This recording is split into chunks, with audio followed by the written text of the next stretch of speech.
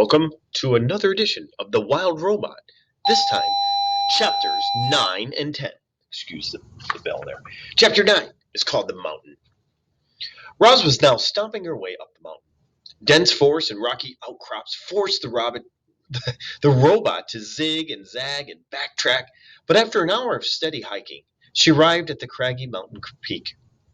Grasses and flowers and shrubs sprouted from every pocket of soil, but there were no trees at the top.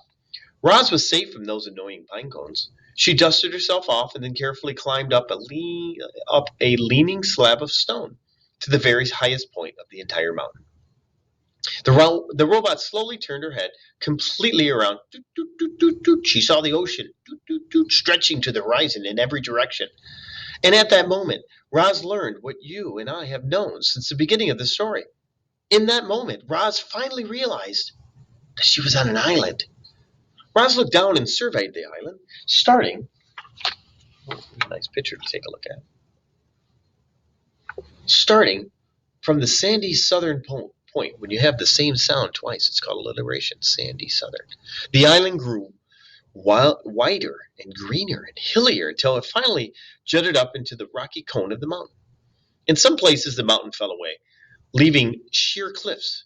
A waterfall rushed off on one cliff and fed a river that wound its way through a great meadow in the center of the island.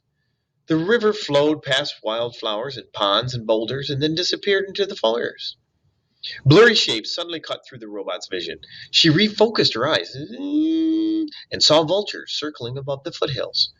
Then she noticed lizards warming themselves on a distant rock. A badger peeked out from a berry bush. A moose wading through a stream. A flock of sparrows turning in perfect unison above the trees. The island was teeming with life, and now it had a new kind of life. A strange life. Artificial life. A robot. Chapter 10. The Reminder. I should remind you, reader, that Roz had no idea how she came to be on that island. She didn't even know she'd been built in a factory and then stored in a warehouse before crossing the ocean on a cargo ship. She didn't know that a hurricane had sunk the ship and left her crate floating on the waves for days until it finally washed ashore. She didn't know that she'd been accidentally activated by those curious sea otters. As the robot looked out at the island, it never even occurred to her that she might not belong there.